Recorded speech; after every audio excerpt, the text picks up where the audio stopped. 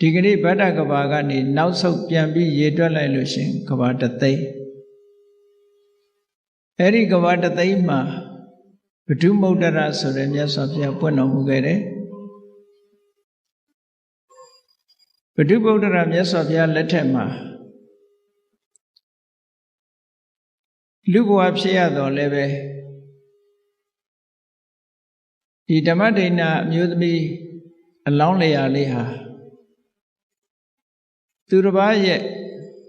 ကိစ္စဝိစ္စတွေကိုဆောင်ရွက်လုပ်ကင်ပေးရတဲ့အလုသမားဘဝဖြစ်ရတယ်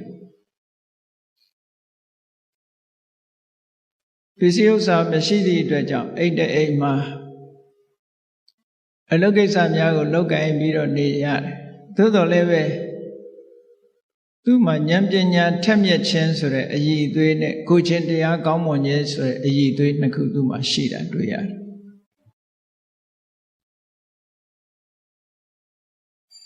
တထေးအိမ်တအိမ်မှာအလုပ်လုပ်ရင်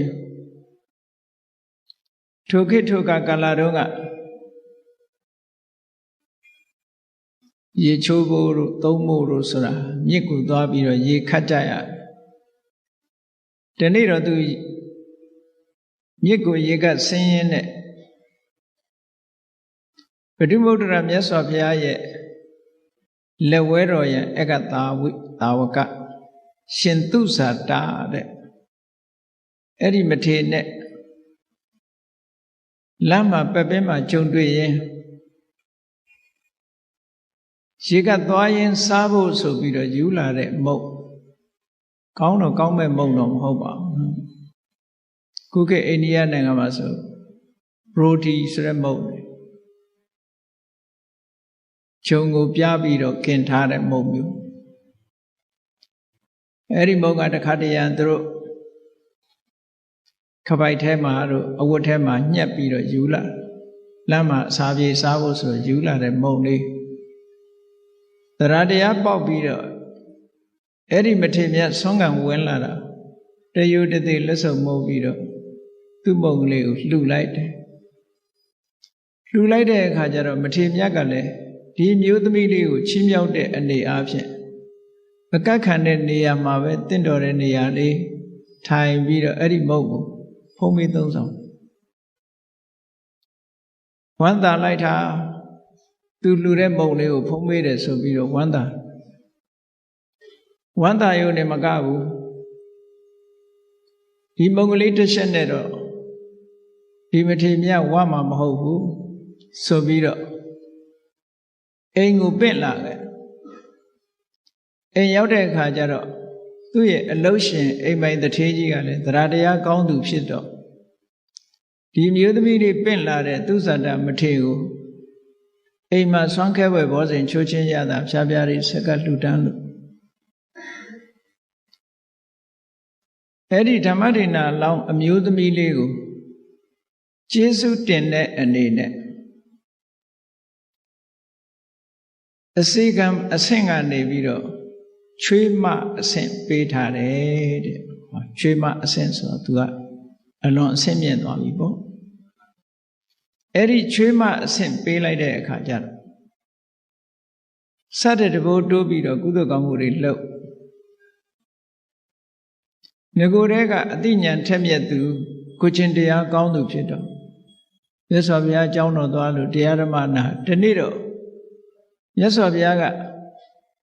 တရားဟောပြောတဲ့နေရာမှာထူးချွန်ထက်မြက်တဲ့အမျိုးသမီးဘိက္ခုနီတူဦးကိုဧတရဘွယ်သူဖြင့်ချီးကျူးမြောက်စားနေတာပရိသတ်ထဲမှာတွေ့ရတော့အမတန်မှအားကြတယ်အားကြလို့ဘုရားမှုရှိတဲ့တန်ဃာတော်တွေကိုပင့်ပြီးအလှကြီးတန်းကြီးလုပ်ပြီးတော့အဲ့ဒီဘိက္ခုနီမမျိုးဖြစ်ပြရစေလို့ဆုတောင်းတယ်ဒါကိုလိုချင်တဲ့ဆုတစ်ခုကတော့တောင်းတဲ့နယ်လို့ဒီလိုဆိုတယ်နော်ဆုတောင်းမှုမရှိဘူးဥပမာပဲဣဒံမေပုံညာနိဗ္ဗာနတပစ္စယောဟောတုဆိုတော့နိဗ္ဗာန်ကိုပဲဆုတောင်းတာတော့နိဗ္ဗာန်ရမှာတော့သိချတယ်ဘယ်ဘဝနဲ့ရမယ်ဆိုတော့သိချ ဆူတောင်းတော့မယ်ဆိုလို့ရှိရင်တော့လိုအပ်တဲ့အရေးချင်းတွေကတော့တတ္တာရှိဖို့လိုတယ်သီလရှိဖို့လိုတယ်သုတဆိုတာရှိဖို့လိုတယ်စာခဆိုတဲ့ဆွန့်လွတ်မှုရှိဖို့လိုတယ်ပညာဆိုတဲ့အသိရှိဖို့လိုတယ်အဲ့ဒီတရား၅ပါးပြည့်စုံပြီဆိုလို့ရှိရင်ဘဝတစ်ခုဌာနတစ်ခုဆူတောင်းတဲ့နယ်လို့ထေရဆရာကြီးကဆိုထားတယ်အကယ်၍ဆူမတောင်းဘူးဆိုရင်ဘဝတို့ဂတိတို့မမြဲဘူးတဲ့ဖြစ်ချင်တဲ့ဘဝဖြစ်မှာပဲသို့တော့ကောင်းတဲ့ဘဝတော့ကုသိုလ်ကြောင့်ဖြစ်မှာတော့သိကြတယ်ပေါ့အဲကြောင့်ဥဒိချက်ကလေးတစ်ခုနဲ့ဆူတောင်းတဲ့နယ်ပေါ့နိဗ္ဗာန်ဆိုတာကတော့ရေပုံရအပြင်ဆူတောင်းတဲ့ဟာတစ်ခုဘယ်ဘဝနဲ့နိဗ္ဗာန်ရမှာမသိဘူးလေလူဘဝနဲ့ရမှာလားနတ်ပြည်မှာရောက်ပြီးရမှာလားဗြဟ္မပြည်ရောက်ပြီးရမှာလားဆိုတာမသိကြဘူးပေါ့ရတော့ရမှာပဲသို့သောကိုလိုချင်တဲ့ဘဝလေးတစ်ခုကနေပြီးတော့ယက်တည်ပြီးနိဗ္ဗာန်ကိုသွားမယ်ခုနပြောတဲ့အည်အသွေးတွေရှိပြီဆိုလို့ရှိရင်အဲ့ဒီပုဂ္ဂိုလ်ရဲ့ဆူတောင်းမှုကပြည့်တယ်လို့ဒီလိုဆိုတာအဲ့တော့သူကထူးခြားတဲ့ဆုလေးပါတောင်းလို့ဆိုဟောဒီဘိက္ခုနီမလို့နောင်ဖရာတဆူမှာဓမ္မဂတိကရဣတရက်ရပြီးတော့ကျွတ်တန်းဝင်ရပါလို့ဆိုဒီဆုတောင်းတာဆိုတော့သူလူဘဝနဲ့ကျွတ်တန်းဝင်ခြင်းနဲ့ဆုပဲဒီဆုကတော့နော်တမန်နိဗ္ဗာန်ရဲ့လို့ဒီလိုတောင်းတာမဟုတ်ဘူးအဲ့လိုတောင်းလိုက်သည့်အတွက်ကြောင့်ပွင့်ပွင့်လင်းလင်းဆုတောင်းတာပေါ့ဘုန်းကြီးတို့စကိုင်းမှာတခါကြီးတယောက်တွေ့ဘူးတဲ့ကုသကောင်းမှုတတ်တတ်ရရလုပ်တယ်ထက်ထက်တန်တန်လုပ်တယ်လုပ်ပြီးလို့ရှိရင် तू ကဘာဆုတောင်းလို့ဆိုရင်သဗ္ဗညုဖေယဖြစ်ရပါလို့ဤလို့ပဲဆုတောင်းတယ် तू အမြဲတမ်း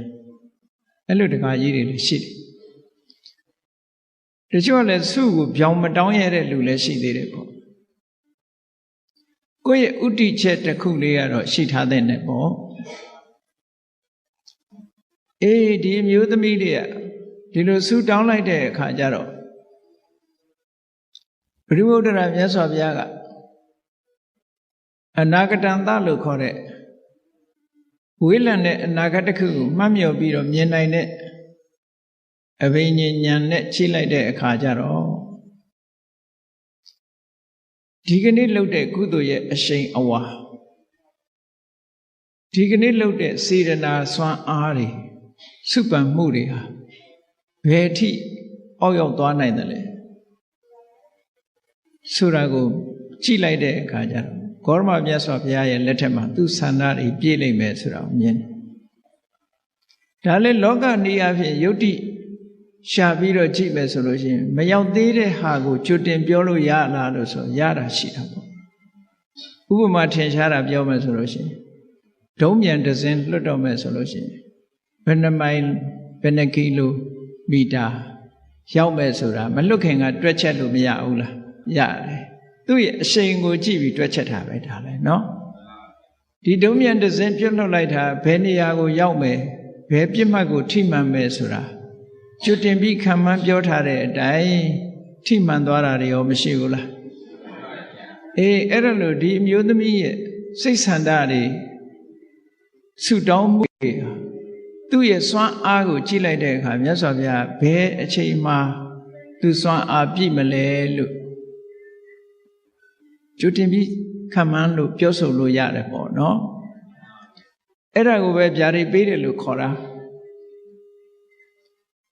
ဂေါရမမြတ်စွာဘုရားပွင့်လာတဲ့အခါမှာဓမ္မထိန်နာဆိုတဲ့နာမည်နဲ့တရားဓုတရားမြတ်ရပြီးတော့ဓမ္မဂတိကရာမှာဣတရက်ဘွယ်တို့ဖြင့်ချီးကျူးခံရလိမ့်မယ်လို့မြတ်စွာဘုရားဖွင့်ဟပြီးတော့ဗျာဒိတ်ပေးလိုက်တာသိဝန္တာတယ်အဲ့ဒီချက်ကုသိုလ်ကောင်းမှုတွေစတဲ့တဘူတိုးပြီးတော့တစ်သလုံးလောက်တာသူတို့ခေတ်ကအသက်ကလည်းရှည်တော့လူတွေရဲ့သက်တမ်းကအနှစ်2000ဆိုတော့နှစ်2000ကာလရှည်ကြာလောက်အောင်ကုသိုလ်ကောင်းမှုတွေများစွာစီးပူးသွားတယ်တည်တဲ့အခါကျတော့တာဝရိန္ဒနတ်ပြည်ရောက်တယ်အဲ့ဒါလို့ဈာတဲ့ကဘဝခရီးတွေကိုတော့ဖော်မပြတော့ဘူးဒါသူ့ရဲ့ဘဝပါရမီဘဝစတင်တာတော့ဘုရုမုဒ္ဒရာမြတ်စွာဘုရားလက်ထက်ကစလိုက်တာကသဗ္ဗဘုရားလက်ထက်မှာလူဘဝမှာသူတစ်ခါပြန်ပြီးတော့ပေါ်လာတယ်ကာတိတိုင်းဗာရဏသီပြည်မှာ ကိကိဆိုတဲ့ဘုရင်ကြီးအဲ့ဒီဘုရင်ကြီးမှာသမီးတော်9ပါးဆိုတာရှိတယ်အမတန်ထူးခြားတဲ့သမီးတော်တွေအဲ့ဒီသမီးတော်9ဖော်ထဲမှာသူဟာတယောက်အနေနဲ့ပါဝင်တယ်သူ့နာမည်ကအဲ့ဒီတုန်းကသူဓမ္မာတဲ့သူဓမ္မာဆိုတဲ့နာမည်နဲ့အဲ့ဒီကိကိမင်းကြီးရဲ့သမီးတော်ထဲမှာပါတယ်ဟိုကိကိမင်းကြီးရဲ့သမီးတော်တွေကလည်းစိတ်ထားညီကြလို့သူတို့ဖခင်ကြီးတော်ကြီးကိုသာသနာပေါင်းဝင်ပြီးတော့မြတ်သောအကျင့်ကျင့်ဖို့ဆိုပြီးတော့ဘိက္ခုနီမှာလှုပ်ဖို့ခွင့်ပန်တော်လဲခမည်းတော်မင်းကြီးကခွင့်မပြုဘူးခွင့်မပြုသည့်အတွက်ကြောင့်သူတို့တသက်တာကာလအိမ်တော်မပြုကြပဲနဲ့အပြုစဉ်ဘဝနဲ့ပဲဗျမစရိယသိက္ခာပုဒ်ကိုစောင့်တည်ပြီးတရားဓမ္မကျင့်တရားနဲ့ပဲပျော်ပြီးတော့နေကြတာနှစ်2000တန်းဆိုတော့2000ကြာတာပေါ့သူကွာအဲ့ဒါလို့တရားဓမ္မတွေကျင့်ကြံကြိုးကုပ်အားထုတ်လိုက်ကြတာနောက်ဆုံးဂေါရမဘုရားရဲ့လက်ထက်ရောက်လာတဲ့အခါကျတော့ရသကြုတ်ပြည်မှာသူလူဘဝပြန်ရလာပြန်ရသကြုတ်ပြည်ရောက်လာတဲ့အခါကျတော့သူ့အဆင့်တန်းက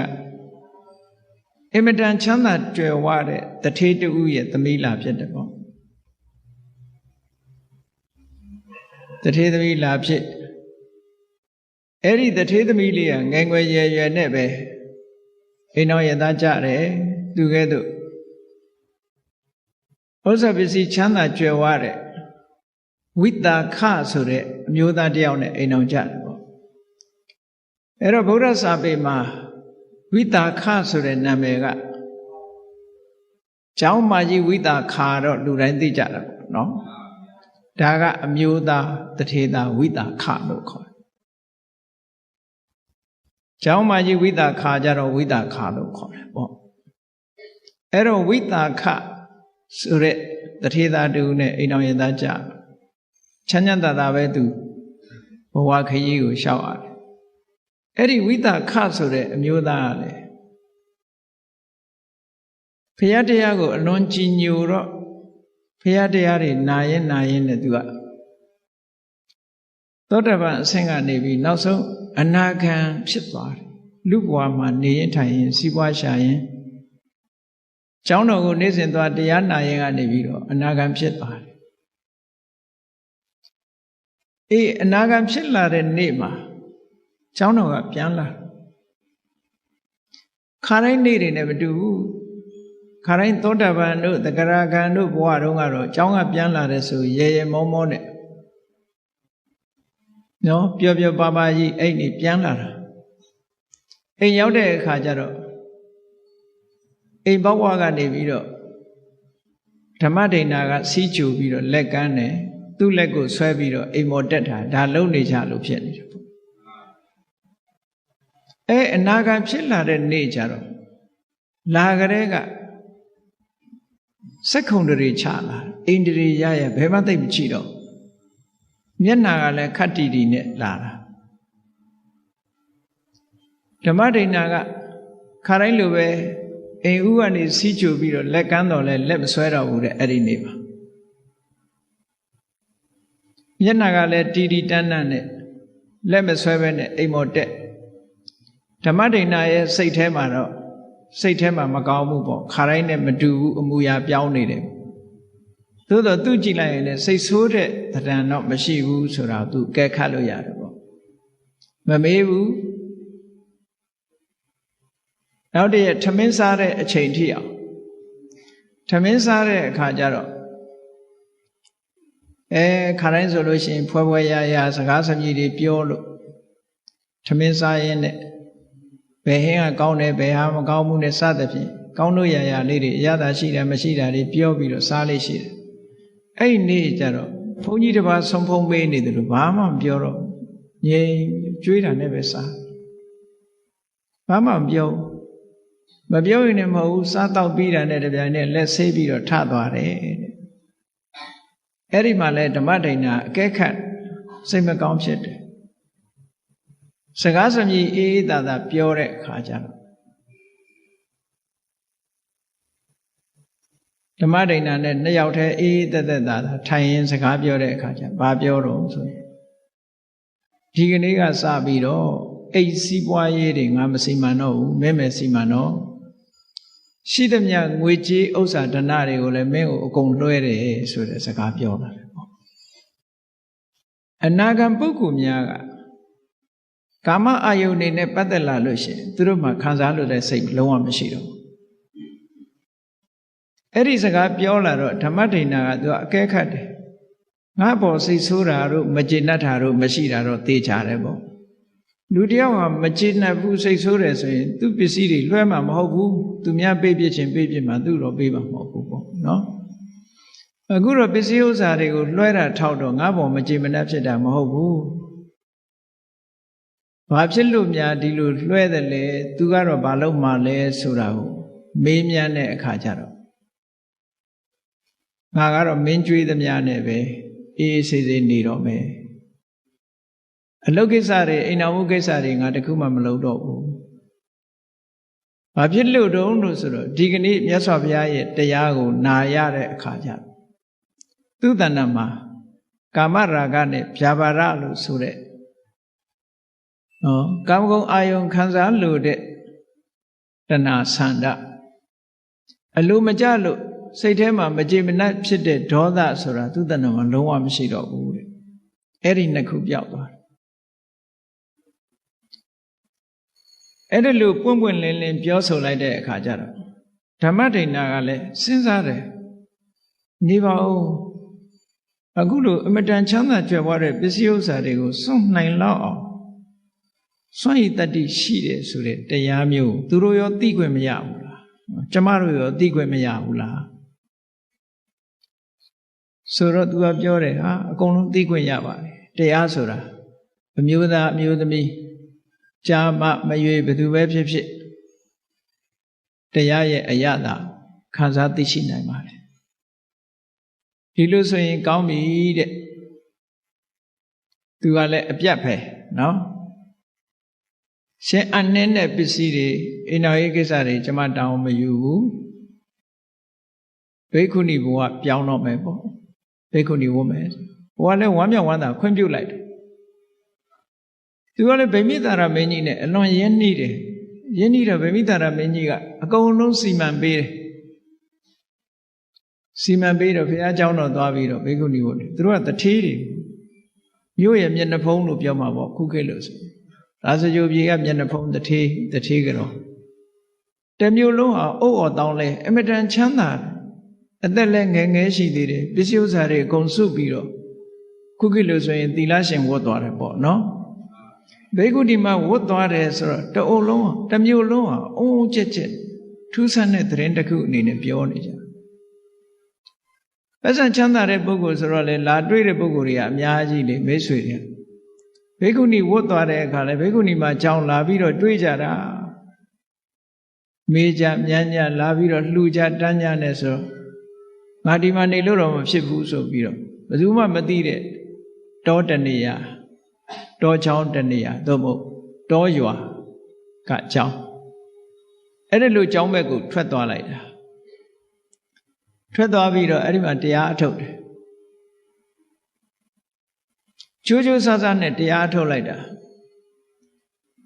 တလပြည့်တဲ့အခါကျတော့ရသကျုပြည်ပြန်ရောက်လာတယ်သူပြန်ရောက်လာတယ်ဆိုတဲ့သတင်းကိုဝိတာခသူ့ရဲ့ခေမောဟောင်းအနာဂံဥပဒကရဲ့ကြားတော့သူစိတ်ထဲမှာတမျိုးဖြစ်သွားတယ်နေစမ်းမအောင်တရားအထုတ်မယ်ဆိုပြီးတော့ခုခေတ်လို့ဆိုရင်ရိတ်တာသွားတယ်ပေါ့နော်ရိတ်တာဝင်တာတလပဲရှိသေးတယ်ပေါ့တရားအထုတ်မယ်ဆိုပြီးတော့သွားတာအခုတလပဲရှိသေးတယ်ပြန်ရောက်လာပြင်းပြီးတော့လူများပြန်ထွက်ချင်လို့လားဘာလို့များပြန်လာတာပါလဲလို့သိချင်လာတယ်ဒါလည်းသဘာဝပဲနော်သို့တော်လည်းပဲသွားပြီးတော့ခုခေတ်လူတွေဆိုရင်ဘယ်လိုမေးဘာလို့ပြန်လာတာတော့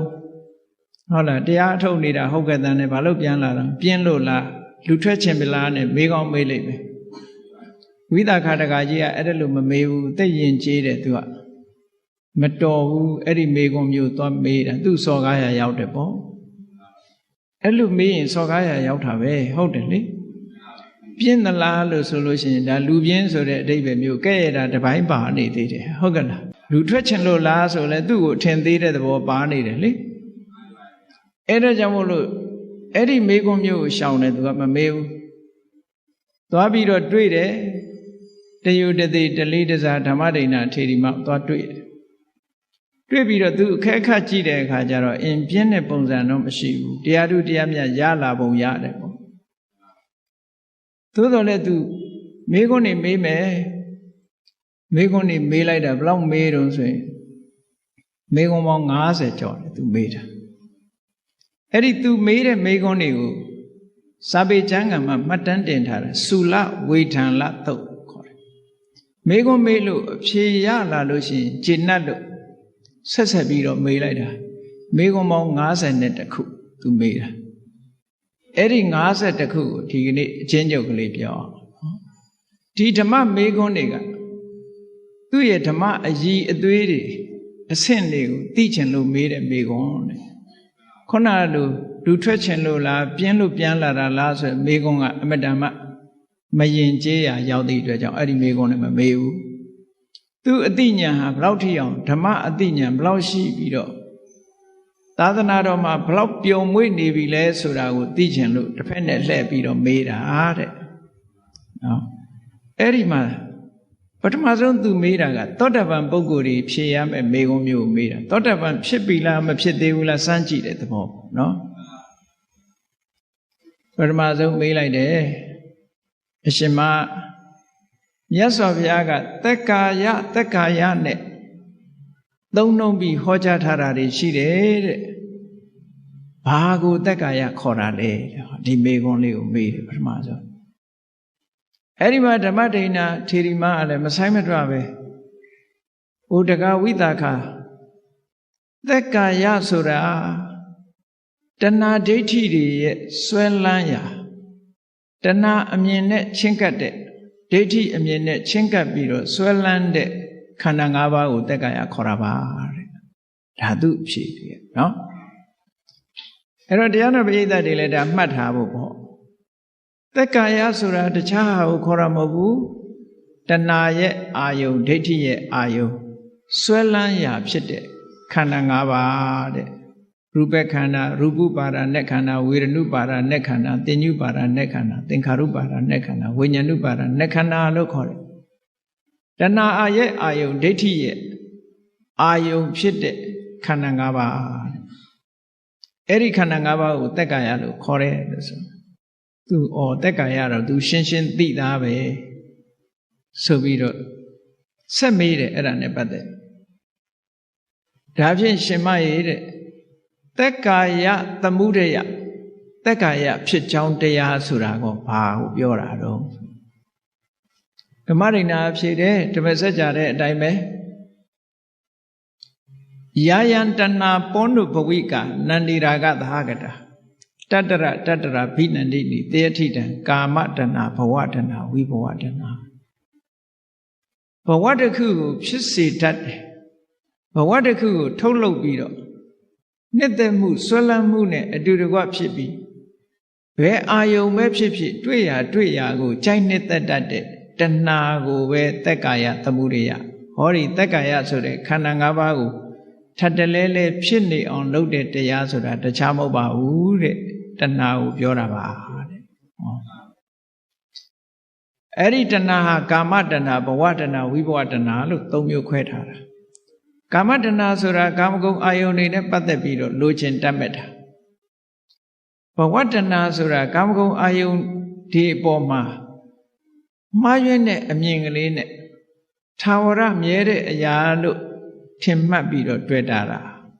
ဘဝတဏှာဝိဘဝတဏှာဆိုတာအဲ့ဒီကာမဂုဏ်အာယုန်တွေကိုပဲ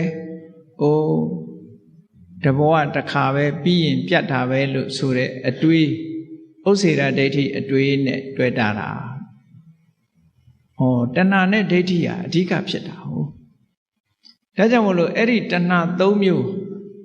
တတ္တဒိဋ္ဌိနဲ့ရှင်တွဲလာတဲ့တဏှာကဘဝတဏှာဥစ္စေတဒိဋ္ဌိနဲ့ရှင်တွဲလာတဲ့တဏှာကဝိဘဝတဏှာအဲ့ဒီဝိဘဝဆိုတာလဲတဏှာပဲတဏှာတစ်မျိုးပဲထာဝရဖြစ်ချင်းနေတာတန်တရားဝတ်ထဲမှာထာဝရဖြစ်ချင်းနေတာဘဝတဏှာအေးဘဝဆိုတာပြီးတာပဲဆိုတာကဝိဘဝတဏှာပေါ့ပြတ်သွားတာကိုသဘောကျတာဝိဘဝတဏှာ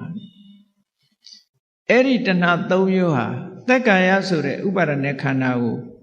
ဖြစ်စေတတ်တဲ့တရားပါလို့ဒီလိုဖြေတော့ဒီအဖြေလည်းမှန်သွားတယ်ကျင့်တတ်တယ်တတ္တိယမေခွန်းတစ်ခုဆက်မေးတယ်သက္ကာယនិရောဓအဲ့ဒီဥပါဒณะခန္ဓာကြီးရဲ့ချုပ်ငြိမ်းသွားတာအစင်ထာဝရငြိမ်းသွားတဲ့နေရာကဘာလဲလို့ဆိုတော့အစင်ထာဝရချုပ်ငြိမ်းတာဘာလဲလို့ဆိုရင်တဏှာချုပ်ငြိမ်းမှသက္ကာယအချုပ်ငြိမ်းမှဖြစ်တယ်မြတ်စွာဘုရားဓမ္မစကြာမှာဟောတဲ့အတိုင်းယောတတ္တယေဝတဏှာယအတေတဝိရာဂនិရောဓောစာကောပฏิနိဒ္ဒေကောမုတ်တိအနာလယောဒါကအကြောင်းဘက်ကဖြေတာနော်အကြောင်းဘက်ကဖြေတာအကယ်၍အကြောင်းဘက်ကမဖြေဘဲနဲ့ဆိုရင်အကြောင်းမချုပ်ဘဲနဲ့အကျိုးရတယ်ဆိုတဲ့အဓိပ္ပာယ်မျိုးပေါက်သွားတယ်မြတ်စွာဘုရားကဒီသက္ကာယនិရောဓဆိုတာနိဗ္ဗာန်ကိုပဲပြောတာသို့တော့ထိုနိဗ္ဗာန်ဆိုတာကိုဘာချုပ်မှရတာတုံးဆိုတော့သက္ကာယသမုဒိယလို့ခေါ်တဲ့တဏှာချုပ်ငြိမ်းမှရနိုင်တယ်အကြောင်းဖြတ်မှအကျိုးရမယ်ဟုတ်ကလားဒါကြောင့်မို့သက္ကာယនិရောဓဆိုတဲ့ဒီဥပါဒณะခန္ဓာကြီးလုံးဝချုပ်ငြိမ်းသွားတယ်ဆိုတော့ဥပါဒณะခန္ဓာကြီးကိုထုတ်လုပ်နေတဲ့တဏှာချုပ်ငြိမ်းမှသာလင်သူကချုပ်ငြိမ်းမှာဟုတ်အကြောင်းရှိနေသေးတယ်များဒီအကျိုးကဆက်နေဦးမှာဒါကြောင့်မို့အဲ့ဒီသက္ကာယကိုထုတ်လုပ်နေတဲ့တဏှာရဲ့လုံးဝအပြည့်သက်ချုပ်ငြိမ်းသွားတာကိုသက္ကာယនិရောဓလို့ခေါ်ပါတယ်ဟောဒီအဖြေလည်းပဲလုံးဝမှန်နေတယ်ဟောနောက်ဆက်ပြီးတော့မေးတယ်ဒါဖြင့်အဲ့ဒီလိုလုံးဝချုပ်ငြိမ်းသွားအောင်ဘာကျင့်ရမှာလဲအကျင့်မှာမေးတာဘာကျင့်ရမှာမကျင့်မဲနဲ့တော့ဘာမှရလာမှာမဟုတ်ဘူးအဲ့ဒီတော့ကျင့်ရမယ်ဆိုတာတခြားမဟုတ်ပါဘူးတဲ့မြင့်မြတ်တဲ့အင်္ဂါ၈ပါးနဲ့ပြည့်စုံတဲ့မဂ်ခင်၈ပါးအကျင့်တရားကိုပဲကျင့်ရမှာပါ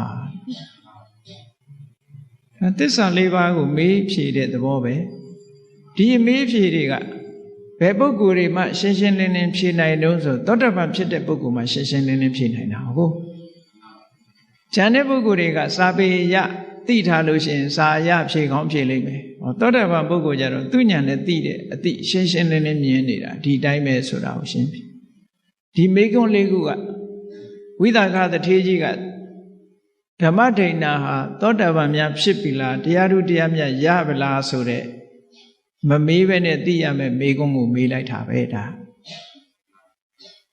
ကောင်းပြီဒီမေကွန်းတွေကိုသူဖြေလိုက်တာခြေနှက်သွားအဖြေကမှန်သွားပြီအေးသောတာပန်အဆင့်ဓမ္မဉာဏ်တော့ရနေပြီပဲစိတ်ထဲမှာအေးချမ်းသွားတယ်ဘာဆက်ပြီးတော့မေးတုံဆိုရင်ခုနကပြောခဲ့တဲ့ဥပါဒါနဲ့ခန္ဓာဆိုတဲ့သူ့အဖြေထဲမှာပါတဲ့စကားလေးကိုကောက်ပြီးတော့မေးတယ်နေပါအောင်ရှင်မာတဲ့ဥပါဒါနဥပါဒံဆိုတာနဲ့ဥပါဒါနဲ့ခန္ဓာဆိုတာတူလားတဲ့တခြားစီလားဥပါဒံကိုပဲဥပါဒနဲ့ခန္ဓာခေါ်တာလားသို့မဟုတ်ဥပါဒံဆိုတာဥပါဒနဲ့ခန္ဓာကတခြားလားတဲ့ဟောဒီမေကုန်းကိုကောက်မေးလိုက်တော့ဓမ္မဒိဋ္ဌာကမဆိုင်မတော့ပဲဖြေလိုက်တယ်ဥပါဒံကိုဥပါဒနဲ့ခန္ဓာခေါ်တာမဟုတ်ပါဘူးတဲ့အဲ့ဒီဥပါဒံဟာဥပါဒနဲ့ခန္ဓာကတခြားလည်းမဟုတ်ပါဘူးတဲ့အဲ့ဒီဥပါဒနဲ့ခန္ဓာပေါ်မှာဆွဲလန်းနေတဲ့သန္တရာဂကိုသာလင်ဥပါဒံလို့ခေါ်တာပါသူဖြေတဲ့အဖြေလေးနော်ဥပါဒံကိုဥပါဒနဲ့ခန္ဓာခေါ်တာမဟုတ်ဘူးဥပါဒနဲ့ခန္ဓာမှဥပါဒံကတခြားလည်းမဟုတ်ဘူးအဲ့ဒီဥပါဒနဲ့ခန္ဓာကိုဆွဲလန်းနေတဲ့သန္တရာဂတဏှာလေးကိုပဲဥပါဒံလို့ခေါ်ပါတယ်လို့ဒီနေရာမှာဒိဋ္ဌိကိုမဖြေဘူးတဏှာတစ်ခုတည်းကိုဖြေတယ်ဆိုတာသတိထားဖို့ပေါ့နော်အဲ့ဒါလို့ဖြေလိုက်တယ် ဖြေလိုက်တဲ့အခါကျတော့ကြည့်တဏှာနဲ့ပတ်သက်တဲ့အဖြေကြတော့ဒီအဆင့်ကြတော့သူကသောတပန်အဆင့်နဲ့မကတော့ဘူးပေါ့တဂရဂံအဆင့်မျိုးထိအောင်ရောက်လာတဲ့သဘောရှိတယ်ပေါ့အဲ့ဒီမိကုံမျိုးအကဲခတ်လို့ရသွားတယ်နောက်ထပ်ဆက်ပြီးတော့မေးတယ်မကျေနပ်သေးဘူးသက်ကာယဒိဋ္ဌိဆိုတာနဲ့ပတ်သက်ပြီးတော့မေးတယ်ခေါဏကသက်ကာယဆိုတာခန္ဓာ၅ပါးဥပါဒณะခန္ဓာ၅ပါးကိုခေါ်တယ်သက်ကာယဒိဋ္ဌိဆိုတာအဲ့ဒီသက်ကာယအပေါ်မှာဒိဋ္ဌိဆိုတဲ့မှားယွင်းတဲ့အမြင်ကဘယ်လိုဖြစ်လာတာတော့ဒီမေးကုံကိုမေးပြန်မေးတဲ့ခါကျတော့ဓမ္မဒိဋ္ဌာအဖြစ်တယ်အေးသူတော်ကောင်းတွေကိုမစိကရဘူးမစိကရသည့်အတွက်ကြောင့်သူတော်ကောင်းတရားကိုမနာရဘူးမနာရသည့်အတွက်ကြောင့်ဇာဘူးနာဝမရှိဘူးသူတော်ကောင်းတရားနဲ့ပတ်သက်ပြီးတော့လေ့ကျင့်သင်ကြားထားတာမရှိဘူးမရှိသည့်အတွက်ကြောင့်ဟောဒီခန္ဓာ၅ပါးကိုပဲအတ္တလို့ဒီလိုဆွဲလန်းသွားလို့ရှိရင်တက္ကရာဒိဋ္ဌိဖြစ်ပါတယ်အဲ့တော့တက္ကရာဒိဋ္ဌိဆိုတာဘာကြောင့်ဖြစ်တာတုံးလို့ဆိုတာသေချာစဉ်းစားကြည့်နော်သူတော်ကောင်းတရားကိုမနာရတာသူတော်ကောင်းတရားကိုကြားနာခွင့်မရတာရဲ့သူတော်ကောင်းကလေ့ကျင့်သင်ကြားပေးထားတာမရှိတာရဲ့တရားဓမ္မနဲ့အလံဝေးနေတဲ့ပုဂ္ဂိုလ်တွေဟာခန္ဓာ၅ပါးနဲ့ပတ်သက်ပြီးတော့မှားယွင်းတွေးခေါ်မှုတွေရှိလာတတ်တယ်အဲ့ဒါကြောင့်မလို့ခန္ဓာ၅ပါးကိုအတ္တအနေနဲ့မြင်လာတယ်ငါပိုင်တယ်ဆိုတဲ့အရာငါဆိုတဲ့အနေထားနဲ့မြင်လာတယ်သာဝရခိုင်မြဲတဲ့အရာနော်အနှစ်သာရတစ်ခုအနေနဲ့မြင်လာတယ်အဲ့ဒီအနှစ်သာရဆိုတဲ့ဒီအတ္တမှာခန္ဓာ၅ပါးရှိနေတယ်ဆိုတာမြင်လာတယ်အဲ့ဒီအတ္တဟာခန္ဓာထဲမှာရှိနေတယ်လို့မြင်လာတယ်နော်ခန္ဓာဟာအတ္တရဲ့တရားအဖြစ်ဖြစ်မြင်လာတယ်မြင်မုံမြင်နည်း၄မျိုးသွားတာတက္ကရာဒိဋ္ဌိ20လို့ခေါ်တယ်အဲ့ဒီတက္ကရာဒိဋ္ဌိ20ကိုအသေးစိတ်ဖြေလိုက်တာတက္ကရာဒိဋ္ဌိဆိုတာအဲ့ဒါလို့ရှုမြင်မှဖြစ်လာတာဆိုပါစို့ရူပံအတ္တတောသမနုပတ္တိရုပ်ကြီးကိုအတ္တလို့မြင်ပြီဆိုရင်ဒါတက္ကရာဒိဋ္ဌိဖြစ်တယ်ပေါ့အဲ့ဒါလို့မြင်တာလဲဘာကြောင့်မြင်လဲလို့ဆိုလို့ရှိရင်တရားဓမ္မမနာရလို့ဟောတရားဓမ္မနာရတဲ့ပုဂ္ဂိုလ်ကြတော့အေးခန္ဓာ၅ပါးယုံနာတရားဟာရုပ်ပဲနာမဲ့သူ့တဘာဝအတိုင်းသူရှိနေတယ်အတ္တဆိုတဲ့ခိုင်မာတဲ့အရာမဟုတ်ဘူးလို့ဆိုတာကိုနာကြားထားတဲ့အခါသိတယ်ပေါ့ကျင့်သုံးထားတဲ့အခါမှာလည်းပဲငါလို့ပြောเสียမရှိဘူးဆိုတာသိတယ်အဲ့ဒါလို့မှအသိမရှိဘူးဆိုလို့ရှိရင်ဟောဒီရုပ်ကြီးကိုပဲအတ္တလို့ဒီလိုမြင်လာနိုင်တယ်ပေါ့အဲ့ဒါလို့မြင်ပြီးတော့မှားယွင်းတဲ့အတွေးတွေတွေးလာပြီဆိုလို့ရှိရင်ဒါတက္ကရာဒိဋ္ဌိဖြစ်တယ်ဒီလိုပြောတာနော်ခန္ဓာ၅ပါးနဲ့ဒါတက္ကရာဒိဋ္ဌိဖြစ်ပုံအကျဉ်းလေးပဲပေါ့နောက်ဆက်ပြီးတော့မေးတယ်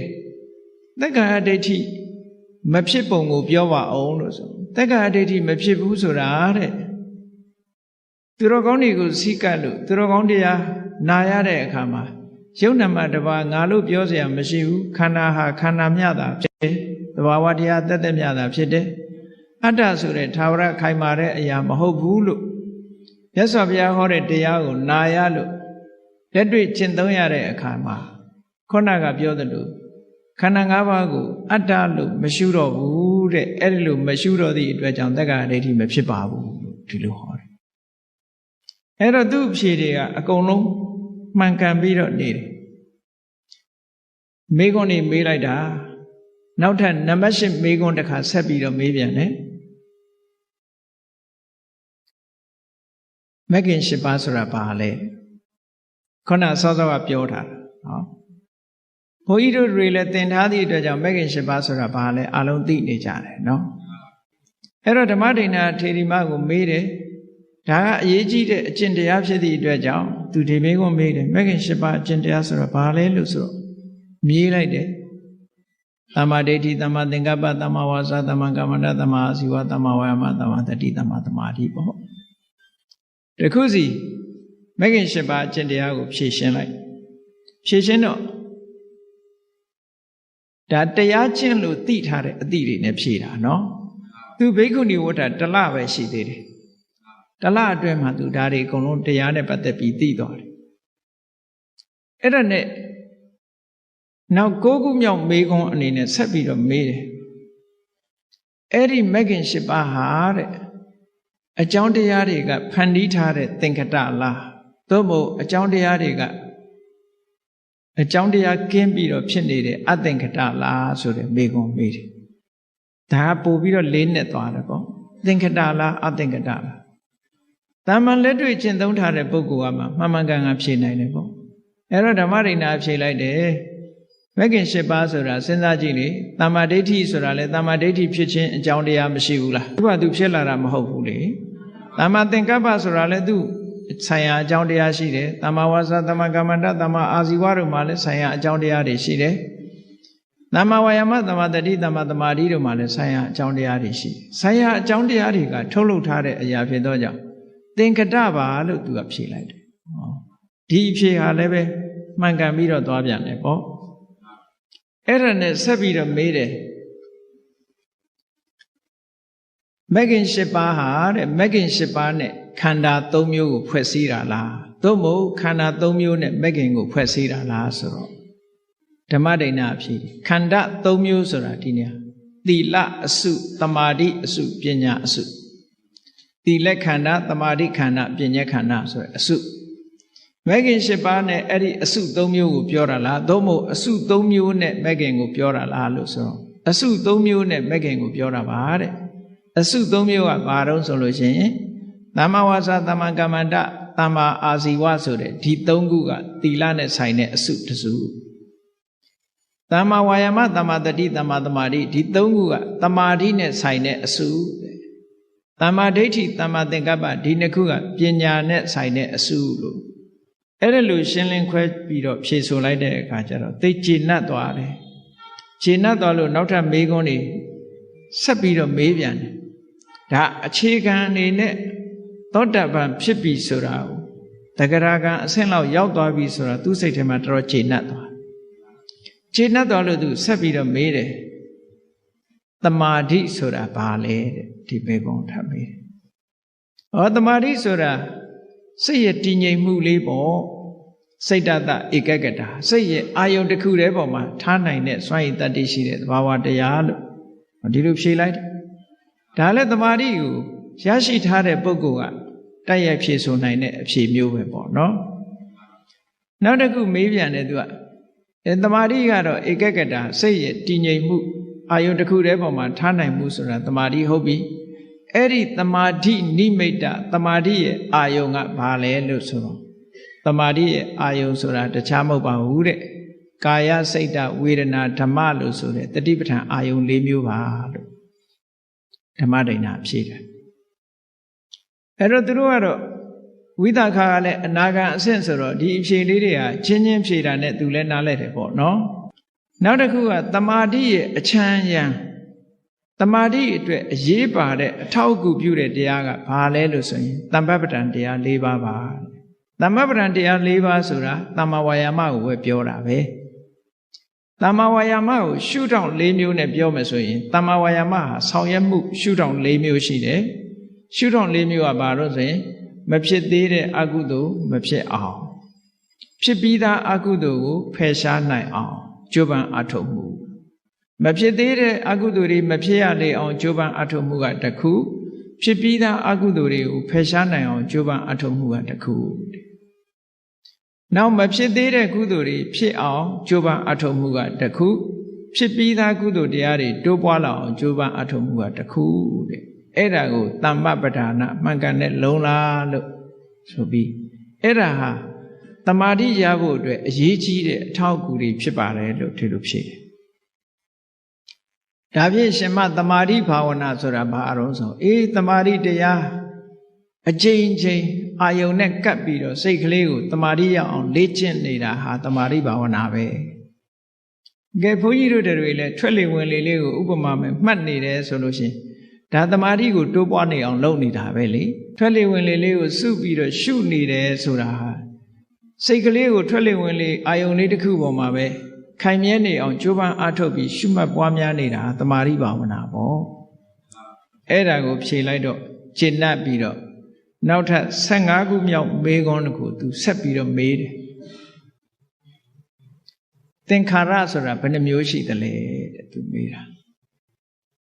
သင်္ခါရဘယ်နှမျိုးရှိတော့ဆိုတော့သင်္ခါရဆိုတာ3မျိုးရှိပါတယ်တဲ့ကာယသင်္ခါရဝစီသင်္ခါရစိတ်ဓာတ်သင်္ခါရ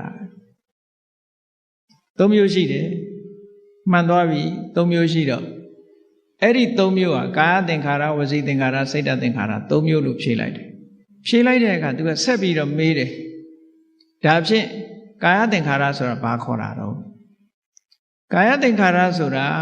ထွက်လေဝင်လေအတ္တတပတ္တတကိုခေါ်တာပါအတ္တတပတ္တတကာယသင်္ခါရော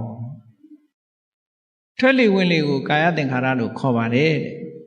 ဘာဖြစ်လို့ခေါ်တာတော့တဲ့သူကဆက်မေးဒါကထွက်လေဝင်လေဆိုတာဘုန်းကြီးတို့ကစဉ်းစားကြည့်ပေါ့ခန္ဓာကိုယ်နဲ့ဆက်ဆက်နေတာမဟုတ်လားထွက်လေဝင်လေဆိုတာနှာခေါင်းရှိရမယ်အဆုပ်ရှိရမယ်ဟုတ်တယ်မဟုတ်လားနှာခေါင်းနဲ့အဆုပ်မရှိလို့ရှိရင်ရပါမလားနှာခေါင်းပေါက်နဲ့အဆုပ်နဲ့ထွက်လေဝင်လေဆိုတာဖြစ်တယ်အဲ့တော့နှာခေါင်းပေါက်တို့အဆုပ်တို့ဆိုတာကာယပဲလေအဲ့ဒီကာယနဲ့ဆက်ဆက်ပြီးတော့ကာယကိုပြုပြင်နေတဲ့သဘာဝတရားဖြစ်သည့်အတွက်ကြောင့်ထွက်လေဝင်လေကိုကာယသင်္ခါရလို့ဒီလိုခေါ်ပါတယ်ဘုန်းကြီးတို့ဂျာမနီသွားတော့ကကာယသင်္ခါရဆိုတာဘာလဲလို့ဂျာမန်တယောက်ကမေးတော့ကာယသင်္ခါရဆိုတာအတ္တတပတ္တတကိုကာယသင်္ခါရလို့ခေါ်တယ်ဘယ်မှာပါတော့ဆိုအဘိဓမ္မာမှာပါတယ်လို့အဘိဓမ္မာမှာသင်္ခါရယမိုက်ဆိုတာရှိတယ်အဲ့ဒီသင်္ခါရယမိုက်မှာလည်းကာယသင်္ခါရဆိုတာအတ္တတပတ္တတကာယသင်္ခါရလို့ခေါ်တာသူတို့အနောက်တိုင်းကဥရောပတချို့လူတွေကအဘိဓမ္မာတဲ့သုတ်တန်ကိုပို့ပြီးတော့ဦးစားပေးခြင်းတယ်ဒါကြောင့်မို့သုတ်တန်ထဲမှာရောပါလားလို့ဆိုပါတယ်လို့ဟောဒီသုလဝေဒနာသုံးမှာပါတယ်အဲ့ဒီကြမှာသူမေကွန်ရက်သွားနော်အဲ့တော့ကာယသင်္ခါရဟာခန္ဓာကိုယ်နဲ့ဆက်ဆက်ပြီးတော့ဖြစ်ပြီးတော့နေသည့်အတွက်ကြောင့်ခန္ဓာကိုယ်ကိုအရှိတည်ထန့်အောင်ဒီထွက်လေဝင်လေလေးကခန္ဓာကိုယ်အရှိတည်ထန့်အောင်လုပ်နေတဲ့သဘောလည်းရှိတယ်ဒါကြောင့်မို့လို့ကာယသင်္ခါရခန္ဓာကိုယ်ကိုပြုပြင်တိဆောက်ပေးနေတဲ့အရာလို့ဆိုတဲ့အဓိပ္ပာယ်နဲ့ထွက်လေဝင်လေကိုခေါ်တာပါတခြားမခေါ်ဘူးလေနော်ဒါဖြင့်ဝစီသင်္ခါရဆိုတာဘာခေါ်တာတော့ဝစီသင်္ခါရဆိုတာဝိတက်နဲ့ဝိစာရစာလို့ပြောရင်အတွေးနဲ့အကြံအတွေးနဲ့အကြံဒီနှမျိုးကိုတွေးတောမှုနဲ့ကြံစီမှုဒီနှမျိုးကိုဝစီသင်္ခါရလို့ခေါ်တယ်ဘာဖြစ်လို့တွေးတောမှုနဲ့ကြံစီမှုဝိတက်နဲ့ဝိစာရကိုဝစီသင်္ခါရလို့ခေါ်တာတော့နဲ့ထပ်မေးတော့သူကဖြေတယ်လူတွေဟာတဲ့စကားပြောတော့မယ်ဆိုလို့ရှိရင်မပြောခင်ကတွေးပြီးကြံစီပြီးမှပြောတာတဲ့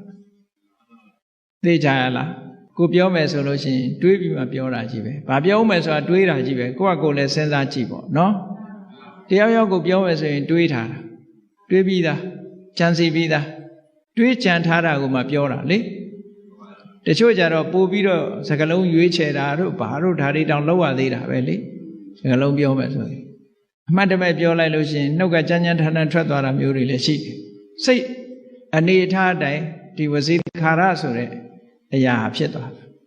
အဲ့တော့တွေးတောမှုနဲ့ကြံစီမှုဒီနှစ်ခုသည်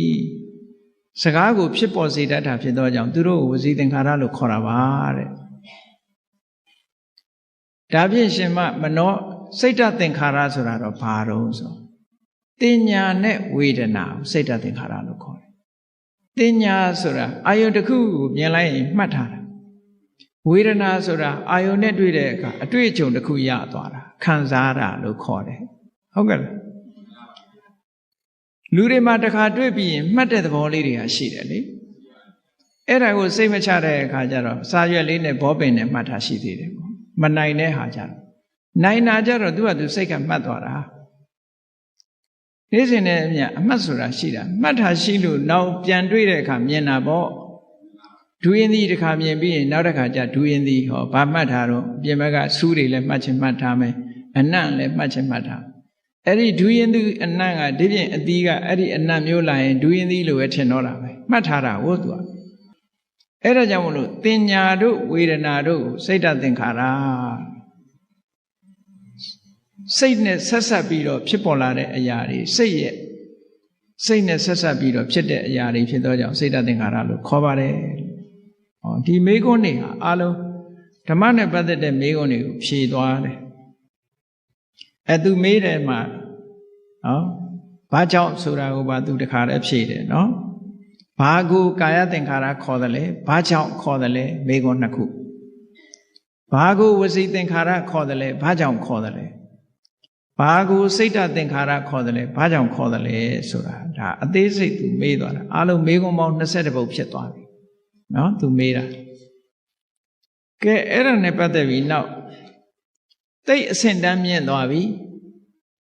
ဒီအဆင့်တွေကဘာနဲ့ပတ်သက်လာတော့ဆိုလို့ရှိရင်ခုနကသောတာပန်တဂရဂံနေ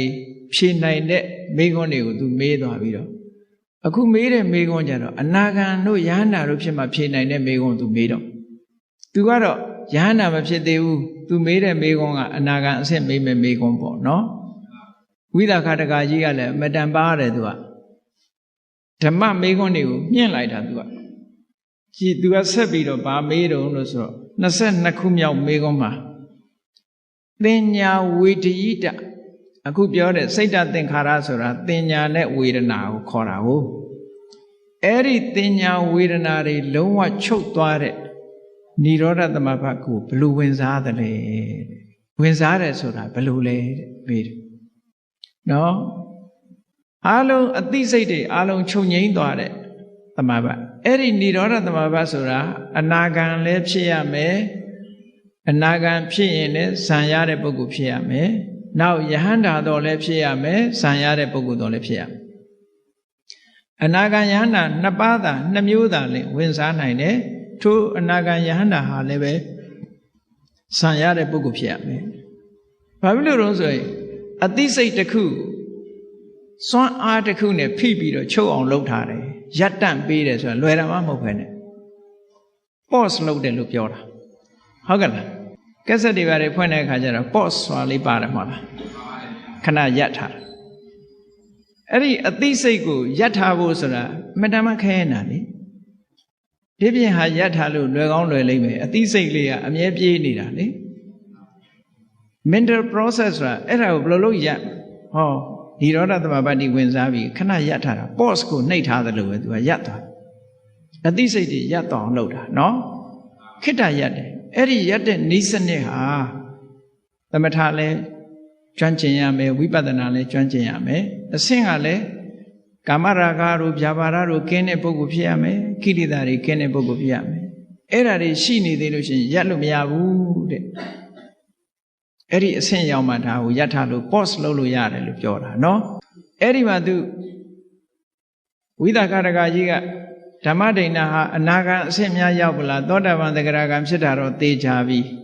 သူအနာဂံအဆင့်များရောက်ပလားဆိုအနာဂံနေဖြေနိုင်တဲ့ဖြေရမယ့်မေခွန်းမျိုးသူမေးတာនិရောဓသမဘတ်ဆိုတာဘယ်လိုဝင်စားတာလဲဆိုဓမ္မဒိဏကဒီနေရာမှာသူက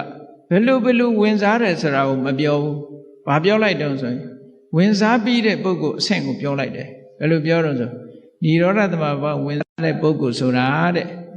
ငါនិရောဓသမဘတ်ဝင်စားမယ်ဆိုတဲ့အတွေးလည်းမရှိဘူး။ဝင်စားနေတယ်ဆိုတဲ့အတွေးလည်းမရှိဘူး။ဝင်စားခဲ့တယ်ဆိုတဲ့အတွေးလည်းမရှိဘူးဆိုစိတ်မရှိဘူးလို့ပြောလိုက်တာပဲဒါ။ဟုတ်ကဲ့လား။និရောဓသမဘတ်ရောက်နေတဲ့ပုဂ္ဂိုလ်တယောက်ဟာငါဝင်စားမယ်ဆိုတာလည်းမရှိဘူးဝင်စားနေတယ်ဆိုတဲ့အတွေးလည်းမရှိဘူးဝင်စားခဲ့တယ်ဆိုတဲ့အတွေးလည်းမရှိဘူးဟောအဲ့ဒီပုဂ္ဂိုလ်အဲ့ဒါဟာនិရောဓသမဘတ်ဝင်စားနေတာပဲလို့ပြောဆိုလိုတာကအသိစိတ်တွေလုံးဝချုပ်သွားပြီလို့ပြောတာပေါ့နော်ကဲထပ်ပြီးတော့မေးတယ်ခုနကသင်္ခါရတွေနဲ့ဆက်ပြီးတော့និရောဓသမဘတ်ဝင်စားလို့ရှိရင်တဲ့ကာယသင်္ခါရဝစီသင်္ခါရစိတ်တသင်္ခါရဒီသုံးမျိုးတွေကဘယ်ဟာအရင်ချုပ်တာတော့တဲ့သူကမေးတယ်ဒါလည်းတရားနာပရိသတ်တွေစဉ်းစားကြည့်ပေါ့တရားထုတ်နေလို့ရှိရင်ကဲဝစီသင်္ခါရဆိုတာစကားပြောနေတာဟုတ်လားစိတ်တသင်္ခါရဆိုတာတွေးနေတာကာယသင်္ခါရဆိုတာအသက်ရှူနေတာဒါအချင်းချုပ်ကလေးဒီလိုမှတ်ကြည့်လိုက်និရောဓသမဘတ်ဝင်စားနေတဲ့ပုဂ္ဂိုလ်ဟာဘယ်သင်္ခါရအရင်ချုပ်မလဲစဉ်းစားကြည့်ပေါ့ဘယ်ဟာအရင်ချုပ်မယ်ထင်စကားပြောတာအရင်မချုပ်ပေဘူးလား စကားပြောနေမယ်ဆိုရင်သူပဲនិရောဓသမဘာဝင်စားလို့ရမလဲအဲ့ဒါကြောင့်ဝစီသင်္ခါရကအရင်ချုပ်တယ်ပြီးတော့မှကာယသင်္ခါရချုပ်တယ်အသက်ရှူတာချုပ်တယ်ပြီးတဲ့အခါကျတော့မှအသိစိတ်လေးချုပ်တယ်ဟောအဲ့ဒီနံပါတ်စဉ်နဲ့သွားတယ်ဒါအကြမ်းမြင်တွေးကြည့်ပေါ့နော်ဝစီသင်္ခါရကအရင်ချုပ်တယ်နောက်ပြီးတော့ကာယသင်္ခါရဆိုတဲ့အသက်ရှူမှုချုပ်တယ်နောက်ပြီးတော့စိတ်ဓာတ်သင်္ခါရလို့ဆိုတဲ့မှတ်သားမှုနဲ့ခံစားမှုချုပ်သွားတယ်ပေါ့ဒီလိုဆိုလိုတယ်နော်အဲ့ဒီမိကုံးကလည်းဓမ္မဒိဏထေရီမှာဖြေလိုက်တယ်ကဲကောင်းပြီនិရောဓသမဘာကထတယ်ဆိုတာဘယ်လိုလဲထတယ်ဆိုတာဇံကိုရုပ်သိမ်းလိုက်တာရပ်တန့်လိုက်တာပေါ့ခုနကစိတ်ကို pause လုပ်ထားတာကိုပြန်ပြီးတော့ခလုတ်ဖြုတ်လိုက်တာပေါ့အဲ့လိုဖြုတ်လိုက်လို့ရှိရင်ဘယ်လိုဖြုတ်ထားလဲလို့မေးတဲ့အခါကျတော့အေးនិရောဓသမဘာကထတဲ့ပုဂ္ဂိုလ်ဟာလည်းပဲတဲ့ငါនិရောဓသမဘာဝင်စားအောင်မယ်ဆိုတာလည်းအတွေးမရှိဘူးဝင်စားနေတယ်ဆိုတဲ့အတွေးလည်းမရှိဘူးဝင်စားခဲ့တယ်ဆိုတဲ့အတွေးလည်းမရှိဘူးတဲ့ဒီသုံးမျိုးပဲပြောတယ်ပြန်ပြီးတော့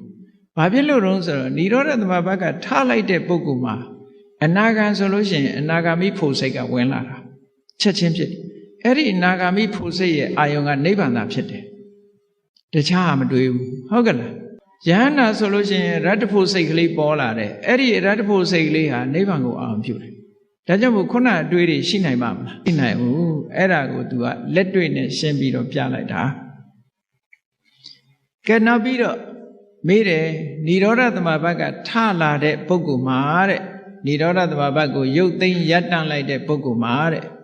ကာယသင်္ခါရဝစီသင်္ခါရစိတ်ဓာတ်သင်္ခါရဘယ်သူစဖြစ်မလဲဘယ်ဟာကစဖြစ်တာတော့သူမေးလိုက်တယ်နော်ဘယ်ဟာစဖြစ်တုံးဆိုတော့စိတ်ချုပ်ထားတဲ့ပုဂ္ဂိုလ်တရားဟာစိတ်ကစဖြစ်မှာပေါ့နော်စိတ်ပြီးပြီဆိုတဲ့အခါအသက်ရှူမှုကာယသင်္ခါရဖြစ်တယ်ပြီးတော့စကားပြောမှုဆိုတဲ့ဝစီသင်္ခါရဖြစ်လာတယ်ပေါ့ဒါនិရောဓသမဘာမှာထတဲ့အခါသင်္ခါရအစဉ်ကတစ်မျိုးအဲ့ဒါလို့ဖြေလိုက်တော့သူ့အဖြေဟာလုံးဝအမှားယွင်းမရှိပြည့်စုံပြီးတော့သွားတယ်ဒါအနာဂံပုဂ္ဂိုလ်တွေဖြေနိုင်တဲ့မေခွန်းတွေပေါ့နော်နောက်နံပါတ်29အနေနဲ့သူဗာမေးတော့ဆိုလို့ရှိရင်និရောဓသမဘာကនិရောဓသမဘာဝင်စားပြီးတော့និရောဓသမဘာကထလာတဲ့ပုဂ္ဂိုလ်ထတယ်ဆိုတဲ့စကားလုံးကိုသုံးတာကကြည့်အိပ်ပျော်ပြီးအိပ်ရာကထတယ်ဆိုတဲ့သဘောမျိုးပြုံးသုံးထားတာနော်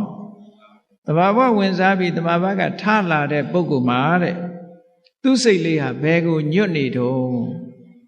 ဒါလေးကိုမေးတယ်ခုနတုန်းကစိတ်တွေရပ်တန့်ထားတာကိုအဲ့ဒီရပ်တန့်ထားတဲ့စိတ်ကလေးပြန်ပေါ်လာတဲ့အခါကျတော့ဒီစိတ်ကလေးကဘယ်နေရာမှာသူသွားနေတယ်တော့သူကဘယ်ပေါ်မှာညွတ်နေတော့ဘယ်မှာပျော်မွေ့နေတော့လို့မေးတဲ့အခါကျတော့ဝိဝေကနေနာတဲ့သင်္ခါရတရားတွေကင်းစိတ်မှုပေါ်မှာငြိမ့်သူကညွတ်နေတယ်ဆိုလိုတာကဝိဝေကဆိုတာဥပရိဝိဝေကဆိုလို့ရှိရင်နိဗ္ဗာန်ကိုရည်ညွှန်းတာမျိုးပဲနော်အဲ့တော့သင်္ခါရတရားတွေလုံးဝချုပ်သွားစိတ်တွေလုံးဝချုပ်သွားတဲ့ပုဂ္ဂိုလ်တရားပြန်ပြီးတော့အဲ့ဒီစိတ်တွေချုပ်သွားရကနေပြန်ပေါ်လာတဲ့အခါကျတော့သူ့စိတ်လေးဟာအဲ့ဒီချုပ်ငြိမ်းသွားတဲ့အနေအထားပေါ်မှာညွတ်နေမှာပေါ့အိယာကထတဲ့အခါကျတော့ဘာတွေဖြစ်ပြန်အိတ်ချင်စိတ်ကလေးတွေဖြစ်နေထမကြနော်အဲ့ဒါလို့ဝိဝေကနေနဝိဝေကပောနဝိဝေကပပ္ပရကင်းစိတ်မှုဆိုတဲ့ဝိဝေကသဘာဝတရားပေါ်မှာစိတ်ဟာညွတ်နေပါတယ်ဒီလိုဖြေတယ်ဒါက29နံပါတ်မေခွန်းရဲ့အဖြေ28ကျတော့ဘာဖြေလဲဆို तू ကအနာဂံဆိုတော့ तू ဒီအဆင့်နဲ့ပဲ तू ကုန်ပြီဒါပေမဲ့ तू ကရှေ့ဆက်ပြီးတော့မေးသေးတယ် तू နော် तू ကျင့်တတ်နေပြီမေခွန်းရဲ့အဖြေကိုကျင့်တတ်နေပြီတကယ်ဓမ္မဒိဏဟာအနာဂံတော့ဖြစ်နေလောက်ပြီဆိုတာ तू ဆုံးဖြတ်ချက်ချတော့အဲ့ဒီမှာ तू ဘာတွေဆက်မေးတော့ဆိုဝေဒနာဘယ်နှမျိုးရှိတုံးလဲအဲ့ဒါမေးတယ်ဝေဒနာဘယ်နှမျိုးရှိတုံးလို့ဆိုဝေဒနာ3မျိုးရှိတယ်တဲ့ဘာဝေဒနာတွေတုံးဆိုဒုက္ခဝေဒနာဒုက္ခဝေဒနာအဒုက္ခမဒုက္ခဝေဒနာဒုက္ခဝေဒနာဆိုတာကိုယ်ရောစိတ်ရောချမ်းသာမှုအစဉ်ပြေမှုဒုက္ခဝေဒနာဆိုတာကိုယ်ရောစိတ်ရောမချမ်းသာမှုအစဉ်မပြေမှု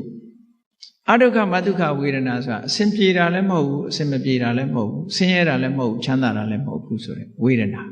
အဲ့ဒီဝေဒနာ၃မျိုးတဲ့နော်အဲ့ဒီလိုပြောပြီးတော့ဒုက္ခဝေဒနာဆိုတာဘာလဲတဲ့ဒုက္ခဝေဒနာဆိုတာတဲ့ခန္ဓာကိုယ်မှာရုပ်ခန္ဓာမှာအစဉ်ပြေတာရဲ့စိတ်ထဲမှာအစဉ်ပြေနေတာရဲ့ဒါကိုဒုက္ခဝေဒနာလို့ခေါ်တယ်ဟုတ်ကလားနေရထိုင်ရခန္ဓာကိုယ်မှာရုပ်ခန္ဓာကိုယ်ကြီးမှာအစဉ်ပြေနေတယ်စိတ်ထဲမှာအစဉ်ပြေနေတယ်ဒါကိုဒုက္ခဝေဒနာခေါ်တာပဲဒုက္ခဝေဒနာဆိုတာဘာတော့ရုပ်မှာနန္တရားခန္ဓာကိုယ်ပေါ်မှာစိတ်ထဲမှာအစဉ်မပြေဖြစ်နေတာတင်းကျပ်နေတာခံစားနေရတာဒုက္ခဝေဒနာအဒုက္ခမဒုက္ခဝေဒနာဆိုတာအဲ့လိုခန္ဓာကိုယ်ပေါ်မှာရောစိတ်မှာရောကာယစိတ်ဓာတ်ပေါ်မှာအစဉ်ပြေတာလည်းမဟုတ်ဘူးအစဉ်မပြေတာလည်းမဟုတ်ဘူးလို့တခုစီရှင်းလင်းပြီးတော့ဖြေလိုက်တော့သူကျေနပ်သွားတယ်အဲ့ဒီအဖြေကိုလည်းအဲ့ဒီမှာဒုက္ခဝေဒနာထပ်ပြီးတော့မေးတယ်ဒုက္ခဝေဒနာဟာဘယ်အခါမှာဒုက္ခဖြစ်ပြီးဘယ်အခါမှာဒုက္ခဖြစ်တုံးတဲ့ကြီးနော်ဒုက္ခဝေဒနာပါလို့ဆိုမှဘယ်အခါမှာဒုက္ခဖြစ်ပြီးဘယ်အခါမှာဒုက္ခဖြစ်တုံးဆိုတဲ့မေခွန်းမေးထားတာနော်အဲ့ဒီမှာဒုက္ခဝေဒနာဆိုတာတဲ့ထိတိဒုက္ခသူရှိနေတဲ့အချိန်မှာချမ်းသာတယ်တဲ့ဝိပရိနာမဒုက္ခသူပျောက်သွားပြီပြောင်းလဲသွားပြီဆိုဆင်းရဲတယ်ဟုတ်တာပေါ့နော်လူတယောက်ပြောနေတဲ့အချိန်လေးပဲချမ်းသာတယ်လို့ပြောတာလေအဲ့ဒီပြောရှင်မှုလေးပျက်စီးသွားတယ်ပျောက်သွားရင်ချမ်းသာပါအောင်မလားမချမ်းသာဘူးအဲ့ဒါကြောင့်မလို့ဒုက္ခဝေဒနာဆိုတာထိတိဒုက္ခရှိနေတုန်းချမ်းသာတယ်ပျောက်သွားလို့ရှိရင်ဆင်းရဲတယ်ဒုက္ခဖြစ်သွားတယ်ပေါ့ဒါဖြင့်ဒုက္ခဝေဒနာကရောချမ်းသာတယ်ဆိုတာဘာလဲဆင်းရဲတယ်ဆိုတာလည်းပါဒုက္ခဝေဒနာမှာလည်းပဲချမ်းသာတာရှိသေးတယ်ဘယ်လိုရှိတာတော့ဆိုဒုက္ခဝေဒနာသည်ရှိနေတုန်းတော့ဒုက္ခဝေဒနာပျောက်သွားပြီဆိုရင်ချမ်းသာမရဘူးလားဆိုပါစို့သွားကြိုက်တယ်ဆိုကြိုက်နေတဲ့အချိန်မှာဒုက္ခပဲဆေးလေးစားလိုက်လို့အဲ့ဒီကြိုက်နေတာလေးပျောက်သွားရင်ဒုက္ခဖြစ်သွားတာအဲ့ဒီသဘောကိုပြောတာနော်နောက်ဥပိ္ပခဝေဒနာရောတဲ့ဘယ်လိုလဲလို့ဥပိ္ပခဝေဒနာကြတော့သိလို့ရှိရင်ချမ်းသာတယ်တဲ့မသိလို့ရှိရင်ဆင်းရဲတယ်ဒီအဖြစ်မျိုးပြောတာညာနာဒုက္ခအညာနာဒုက္ခဥပိ္ပခဝေဒနာဆိုတာလူကသိခဲတယ်သိနိုင်ခဲတယ်အနုမာနညာနဲ့သာသိရတာချမ်းသာတာနဲ့ဆင်းရဲတာနှမျိုးသာသိတယ်ထိုချမ်းသာတာလည်းမဟုတ်ဆင်းရဲတာလည်းမဟုတ်ဘူးဈာခံစားမှုဆိုတာတတိမထားရင်လုံးဝသိနိုင်တဲ့အစွမ်းမရှိဘူးဒါကြောင့်မို့သိရင်ချမ်းသာတယ်မသိလို့ရှိရင်မချမ်းသာဘူးလို့ဒီလိုဖြေလိုက်တယ်နော်သိမှချမ်းသာတယ်ကဲအဲ့ဒီမှာဆက်ပြီးတော့သူမေးတယ်ဒုက္ခဝေဒနာမှာဘာအနုတ္တယကိန်းတယ်လဲတဲ့နောက်တစ်ခုမေးကုန်ဘာအနုတ္တယကိန်းမလဲဒုက္ခဝေဒနာဆိုတာဘုန်းကြီးတို့တွေကိုယ့်ကိုယ်စဉ်းစားကြည့်ပျော်ရွှင်စရာကျေနပ်စရာပေါ်လာတာနဲ့တပြိုင်နက်အဲ့ဒီပျော်ရွှင်မှုကျေနပ်ဖို့ပေါ်မှာတွေ့တာမှုလေးမရှိဘူးလားရှိတယ်တွေ့တာအဲ့တော့တွေ့တာတဲ့စိတ်ကလေးကဒါမျိုးလေးရရင်ဒီစိတ်ကလေးပြန်ပေါ်တယ်ပေါ့ဟုတ်ကဲ့လားအဲ့ဒါကြောင့်မို့လို့ဘာကိန်းတာတော့ဆိုရာဂနုတ္တယကိန်းတယ်အတွေ့အတာလေးကိန်းသွားတယ်ပေါ့မျက်စိကမြင်လို့နှစ်သက်စရာလေးတွေ့တယ်ချမ်းသာတယ်အဲ့ဒီချမ်းသာမှုလေးကိုနောက်ထပ်လိုချင်တယ်တွေ့တာမှုဆိုတဲ့ရာဂနုတ္တယလေးကိန်းသွားတယ်ဒုက္ခဝေဒနာကြတော့မုန်းတိတယ်မို့လားတချို့ကယောဂဝေဒနာဖြစ်ရင်ကိုယ့်ကိုယ်တောင်ပြန်ထူးကြရိုက်ကြလုပ်သေးတယ်လေအ ਨੇ ဆုံးတော့သေလိုက်ပါတော့ဟဲ့ပြောတဲ့လူကရှိသေးတယ်ဟုတ်ကဲ့လားအဲ့ဒီတော့သူ့စိတ်ထဲမှာဘာဖြစ်နေတော့ဒုက္ခဝေဒနာကြုံတဲ့အခါမှာဘာဖြစ်နေတော့ဆိုရင်ဒေါသတွေဖြစ်မနေဘူးလားဒါကြောင့်မို့ဒုက္ခဝေဒနာပေါ်မှာပဋိက္ခာနုတ္တယကိန်းနေတဲ့ဒေါသကိန်းနေပေါ့နောက်ဓာမျိုးဖြစ်ရင်ဒေါသထွက်မှာပဲနောက်ဓာမျိုးဖြစ်ရင်ဒေါသထွက်မှာပဲသူကနော်အနုတ္တယဆိုတာက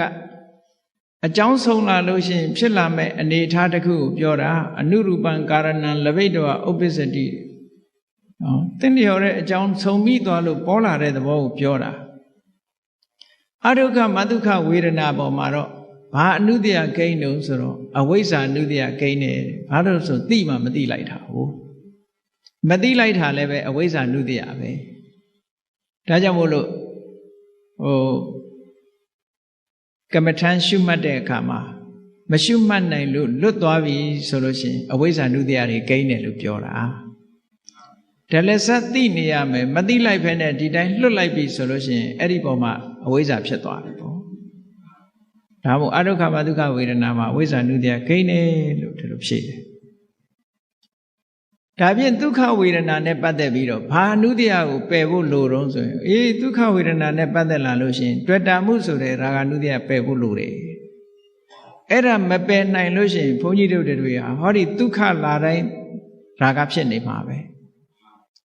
ဒုက္ခဝေဒနာမှာပဋိက္ခဏုတ္တယကိုပယ်ရမယ်ဒေါသအဒုက္ခမဒုက္ခဝေဒနာမှာအဝိဇ္ဇာနုတ္တယကိုပယ်ရမယ်မပယ်နိုင်လို့ရှိရင်ဒါတွေထပ်ဆင့်ပြီးတော့လာနေမှာပဲလို့ဒီလိုဆိုလိုတယ်အဲ့ဒါတွေကိုမေးခွန်းတွေကိုမေးလိုက်တာအဲ့လိုဖြေတယ်အဲ့တော့နောက်တစ်ခုထပ်ပြီးတော့မေးတယ်ဒုက္ခတိုင်းမှာရာဂနုတ္တယပယ်ဖို့လိုသလားတဲ့ဒုက္ခဆိုတာကအမတ္တမကျယ်ပြန့်နေနော်ရာဂဖြစ်တဲ့ဒုက္ခရှိတယ်လို့ရာဂမဖြစ်တဲ့ဒုက္ခရှိသေးတယ်ကာမဂုဏ်အာယုန်တွေကိုအကြောင်းပြုပြီးစိတ်ထဲမှာကျေနပ်နေတာကြတော့ရာဂမဖြစ်ပေဘူးလားဖြစ်တယ်အဲ့ဒါလို့မဟုတ်ဘဲနဲ့ဇန်ချမ်းသာတစ်ခုကိုရပြီးတော့တမာတိစွမ်းအားနဲ့ထိုပေါ်မှာစိတ်ကျေနပ်နေတာကြတော့ခုနရာဂမဖြစ်ဘူးသူကနော်အဲ့ဒါလို့ဆိုတယ်အဲ့တော့ဒုက္ခမှာရာဂနုတ္တယပယ်တယ်ဆိုတော့ဒုက္ခတိုင်းမှာပယ်ရမှာလားဆိုတော့မဟုတ်ဘူးတခါဒုက္ခဝေဒနာတိုင်းမှာပဋိက္ခနုတ္တယပယ်ရမှာလားဆိုဒုက္ခဖြစ်တိုင်းပဋိက္ခနုတ္တယဖြစ်တာမဟုတ်ဘူးပေါ့အဲ့ဒါကြတော့ဒုက္ခတိုင်းမှာလည်းပဋိက္ခနုတ္တယပယ်ရမှာမဟုတ်ဘူးအဒုက္ခမဒုက္ခဝေဒနာတိုင်းမှာလည်းပဲအဝိဇ္ဇာနုတ္တယကိုပယ်ရမှာမဟုတ်ဘူးသူ့နေရာနဲ့သူပေါ့အဆင့်ဆင့်ရှိတယ်လို့ဒီလိုဖြေတယ်ကဲနောက်မေးတယ်ဒုက္ခရဲ့ဆန့်ကျင်ဘက်ကဘာလဲတဲ့သူမေးတယ်ဒီမေးခွန်းတော့ဖြေနိုင်လောက်ပါတယ်နော်တရားနာတယ်ဒုက္ခရဲ့ဆန့်ကျင်ဘက်ကဒုက္ခပေါ့ဟုတ်ကဲ့ဒုက္ခရဲ့ဆန့်ကျင်ဘက်ကဒုက္ခနောက်ဒုက္ခရဲ့ဆန့်ကျင်ဘက်ကဘာလဲလို့မေးတယ်ဒုက္ခပဲပေါ့နောက်အဒုက္ခမဒုက္ခရဲ့ဆန့်ကျင်ဘက်ဆိုတာသူ့ကြောင့်ပေါ်လာတဲ့သဘောတရားကိုပြောတာအဒုက္ခမဒုက္ခရဲ့ဆန့်ကျင်ဘက်ကအဝိဇ္ဇာတဲ့အဲ့လိုဖြေတယ်သူကအဝိဇ္ဇာဖြစ်ပေါ်တတ်လို့ပြောတာနော်အဲ့တော့ तू မေးတဲ့မေးခွန်းတွေဟာကြည့်မေးလာလိုက်တာအဲ့ဒီအဆင့်ရောက်တော့နောက်နံပါတ်48အနေနဲ့ तू မေးတယ်အဝိဇ္ဇာလို့ဖြေလိုက်တော့ तू အဲ့ဒါကိုကောက်ပြီးတော့မေးတယ်အဝိဇ္ဇာရဲ့ဆန့်ကျင်ဘက်ကဘာတော့လဲဆိုတော့ဝိဇ္ဇာပေါ့အဝိဇ္ဇာဆိုတာမောဟရဲ့ဆန့်ကျင်ဘက်ကအသိဉာဏ်ပဲဆန့်ကျင်ဖယ်ရှားနိုင်တဲ့သဘာဝတရားသည်ဝိဇ္ဇာဖြစ်တယ်လို့တခါဝိဇ္ဇာလို့ဆိုလိုက်တာနဲ့သူကြည့်ရတာတော့ဘုန်းကြီးဒီတခါကြီးမေးစရာကုန်းနေပြီနဲ့တူတယ်ကုန်းနေတော့သူကအစွန်းထွက်တာလေးတွေကိုင်ပြီးရှောက်မေးနေတာနော်သူကခုနအခက်ခဲတဲ့និရောဓသမဘတ်နဲ့ပတ်သက်တဲ့မေးခွန်းတွေသူမေးပြီးပြီမေးသွားတဲ့အခါမှာနောက်ပိုင်းမှာသူအစွန်းထွက်တာလေးတွေလိုက်ပြီးတော့မေးတာအခုလဲအဝိဇ္ဇာလို့ပြောလိုက်တာနဲ့သူအဝိဇ္ဇာရဲ့ဆန့်ကျင်ဘက်ကဘာတော့ဆိုဝိဇ္ဇာတခါဝိဇ္ဇာလို့ဖြေလိုက်တဲ့အခါကျဝိဇ္ဇာရဲ့ဆန့်ကျင်ဘက်ကဘာတော့တခါလာဝိဇ္ဇာနဲ့ရှင်ဘက်ရှင်တွဲပြီးတော့လာတဲ့အရာဘာလဲလို့မေးတဲ့အခါကျတော့ဓမ္မဒိဋ္ဌာထေရီမကဖြေတယ်ဝိဇ္ဇာနဲ့ရှင်တွဲလာတဲ့အရာကတော့ဝိမု ക്തി လို့ခေါ်တယ်ဝိဇ္ဇာဆိုတာမဲ့ဉဏ်ကိုပြောတာဝိမု ക്തി ဆိုတာလွတ်မြောက်မှုဖို့ကိုပြောတာအဲ့ဒီသဘောကိုဖြုတ်တယ်ဒါဖြင့်ဝိမု ക്തി နဲ့ရှင်တွဲလာတာကြတော့ဘာတော့လို့မေးတဲ့အခါကျဝိမု ക്തി နဲ့ရှင်တွဲလာတာကြတော့နိဗ္ဗာန်ပဲပေါ့ဖို့နဲ့ရှင်တွဲလာတာနိဗ္ဗာန်ပဲအဲ့ဒီထိအောင်မေးခွန်းပေါင်း90ပြည့်သွားပြီသူမေးတာနောက်ဆုံးသူတခုမေးခွန်းတခုထပ်မေးလိုက်တယ်နိဗ္ဗာန်နဲ့နိဗ္ဗာန်ရဲ့ဒီရှင်ဘက်ကဘာတော့လို့မေးတာ52နှစ်တခုမြောက်မေးခွန်းကြတော့နိဗ္ဗာန်ရဲ့ရှင်ဘက်ပฏิဘာဂဆိုတဲ့အသုံးနဲ့မေးတယ်နိဗ္ဗာန်ရဲ့ရှင်ဘက်သဘာဝတရားဘာလဲလို့ဆိုတော့နိဗ္ဗာန်မှာနိဗ္ဗာန်အထက်ရှိနိုင်မှာအောင်မလားအဲ့ဒီမှာဘိက္ခုနီမကပြောတယ် တကားကြီးတဲ့မေကွန်းကိုအဆုံးကိုမတတ်နိုင်ဘူးတဲ့လွန်သွားပြီတဲ့မေးတာတွေကတဲ့အဲ့ဒီအချိန်မှာသူ့ကိုသတိပေးတယ်နော်တကားကြီးကပြဿနာကိုအဆုံးမတတ်နိုင်ဘူးတဲ့တကားကြီးမေးတဲ့မေကွန်းကမေးဖို့ရနဲ့လွန်သွားပြီတဲ့ဘာဖြစ်လို့တုံးဆိုတော့မြတ်စွာဘုရားရဲ့သာသနာတော်မှာအဆုံးသတ်ဟာနိဗ္ဗာန်ပဲနိဗ္ဗာန်အထက်မေးစရာမရှိတော့ဘူးဆိုပြီးတော့ဓမ္မဒိဏဘာပြောတော့ဆိုရင်မကျေနပ်လို့ရှိရင်မြတ်စွာဘုရားသွားမေးတဲ့ဒီမေးခွန်းတွေကိုဘုရားမေးဘုရားဖြေတဲ့အတိုင်းမှတ်ပါတဲ့နော်မေးကျင်တပတ်ဆိုရင်ဒီမေးခွန်းတွေအကုန်လုံးမြတ်စွာဘုရားကိုသွားမေးပါအောင်တဲ့မေးလို့မြတ်စွာဘုရားဖြေတဲ့အတိုင်းမှတ်ပါတဲ့သူဖြေတာတယ်